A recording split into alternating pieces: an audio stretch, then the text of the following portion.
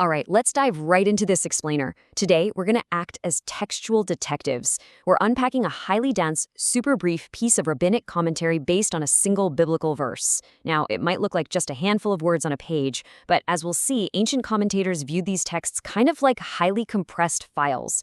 Every single word, every phrase, every tiny grammatical shift, it all holds a massive amount of hidden legal and architectural data. I really love starting with this question because it perfectly sets up our investigation. You know, when we read ancient texts, it's so easy to just skim right past a sentence about, say, planting a tree. But the rabbinic scholars, they definitely didn't skim. They literally zoomed in. They realized that microscopic textual anomalies in a sentence like this can completely flip legal and architectural interpretations on their head. They looked at this text and asked, what exactly is being forbidden here? Are we talking about a landscaping rule, a zoning law, or is it something else entirely? So let's get into Section 1, the core prohibition. Let's start with our primary piece of evidence. Here is the verse from Deuteronomy 16:21. Read this along with me. You shall not plant for yourself an Asherah, any tree near the altar of the Lord your God, which you shall make for yourself. I really want you to pay close attention to the phrasing here, because every single word is a clue. At first glance, it sounds pretty straightforward, right? Just keep the trees away from the altar. But as we break this down, we're going to assemble three massive, distinct legal puzzle pieces hidden right here in plain sight. Quick pause before we go any further, though. We need to define this term just so we're all on the exact same page about what's actually being banned. An Asherah, in the context of the ancient Near East, wasn't just your standard oak or pine tree. It was a very specific type of planted tree, or sometimes a wooden pole, directly associated with forbidden idolatrous worship. So the text kicks off by banning something highly specific and notoriously problematic for that historical context.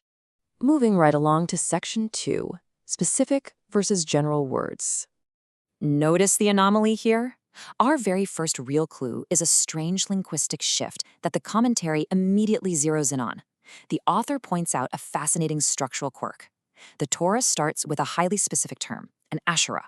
But then, without missing a beat, it immediately expands the rule, using the broad, general phrase, any tree. Why do that? If the rule is just no trees, why even mention the Asherah?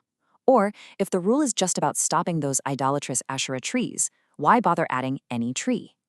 In the world of biblical legal interpretation, there's no such thing as a wasted word.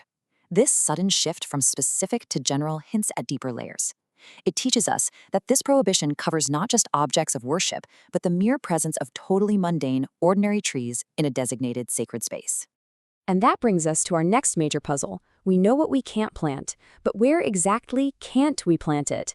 The text specifically says, near the altar. So the big, crucial question we have to figure out is whether this is a rule about geography or a rule about architecture.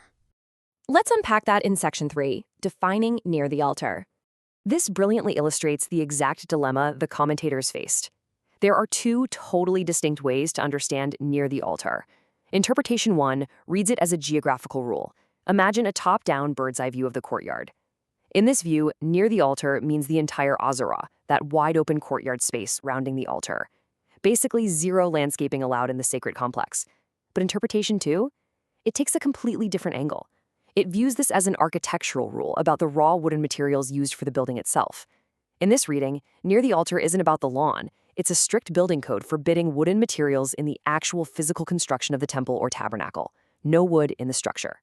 Guys, this is absolutely not just semantics. Think about how wild it is that a single three-word phrase fundamentally splits our entire understanding of the temple's boundaries and design. Are we drawing a line in the sand for courtyard property lines, or are we outlining the blueprints for the masonry of the building? It is honestly amazing that one little phrase holds two entirely different visions of what this sacred space was legally required to look like.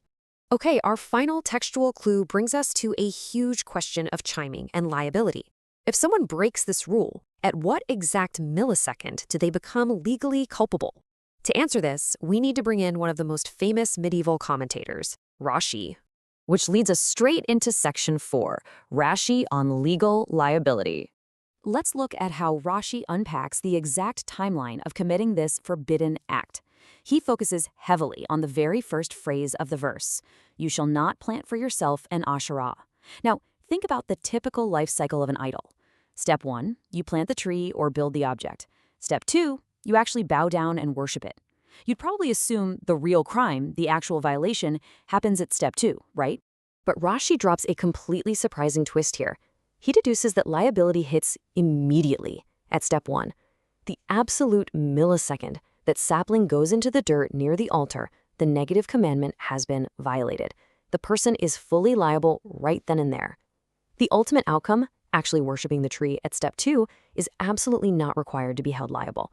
The law isn't just trying to prevent the end result of idolatry. It's aggressively regulating the preliminary action.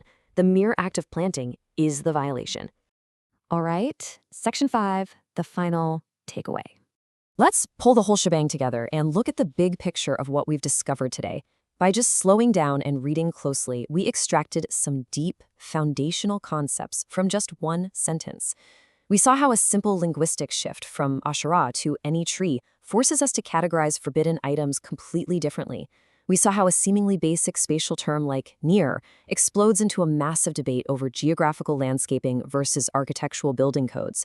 And finally, thanks to Rashi, we uncovered a highly sophisticated legal framework where liability is strictly tied to the initial action of planting, entirely independent of the ultimate outcome.